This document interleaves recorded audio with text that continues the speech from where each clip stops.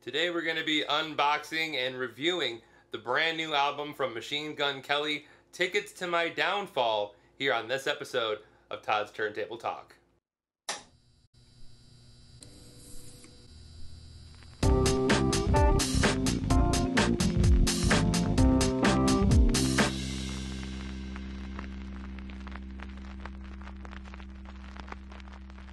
Welcome everyone to another episode of Todd's Turntable Talk. Before we get started, as always, I want to remind everybody to please hit that subscribe button as well as the bell notification, both located underneath this video, to let you know when a new episode drops on our channel. So straight out of the gate, let me confess something right away. I am not a Machine Gun Kelly fan.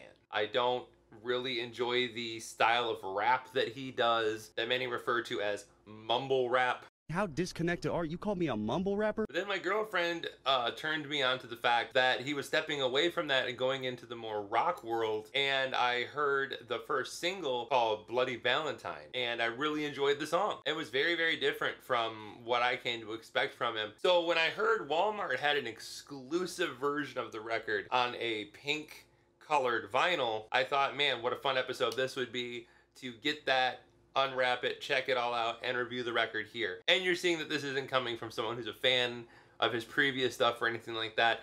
I'm approaching this with a completely open mind and ready to be hopefully pleasantly surprised. Let's take this bad boy down here and open her up. So here it is, the Walmart exclusive version of Machine Gun Kelly's new album, Tickets to My Downfall.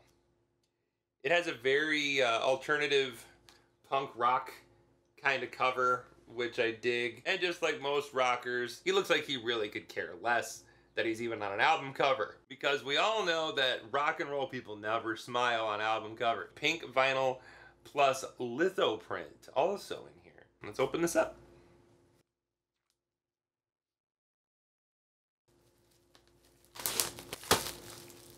And we have a nice gatefold here, and just various poses of him with his pink Telly style Schecter here. Pretty cool. Inside it says, I hope you make memories to these songs. Memories are our most powerful currency, and music is the soundtrack to creating them. I want to specifically thank Travis Barker for believing in me over a decade ago and bringing it back full circle by opening his house and trusting the vision of creating a new era of pop punk. So it's more of a pop punk album, okay. This album wasn't planned. I just ended up in Travis's studio one night during a depression period and didn't leave for a month. The deeper I sunk, the more people wanted to watch, and I realized people weren't coming around to watch me fly, they came for the crash. But F that. I'll see you on the next ride. Thanks to every fan who's listening. Keep your feelings alive and your third eye open.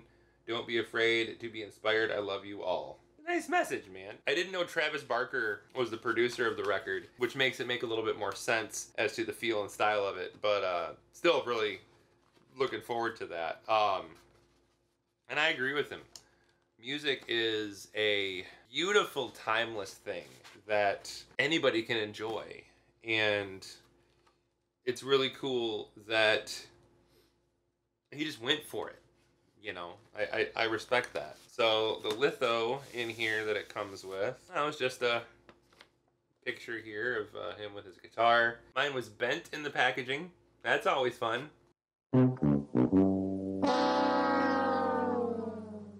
And then on the other side here we have the actual vinyl, a pink marble, almost a splatter. See if I can get a good shot of it on here. Name Tickets to My Downfall here with the Anarchy A in place of the regular A. How hardcore is that? But I really love the look of the disc. I think that's really cool. And I love that so many companies are going out of their way to make getting the physical copies an experience and make it really worth it. Now to throw it on the old turntable and give her a listen. Stick around.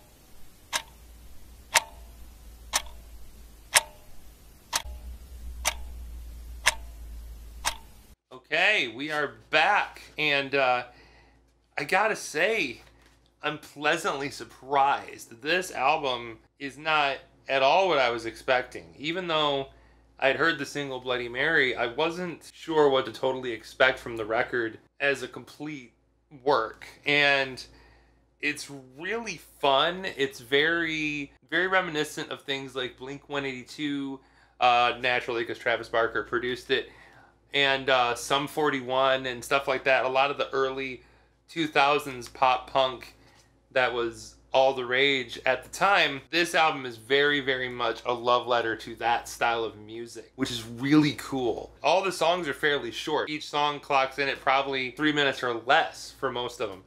Some highlights from this for me, I really loved Bloody Valentine, of course, was what got me listening to the record. I really liked Forget Me Too, which featured Halsey on the track.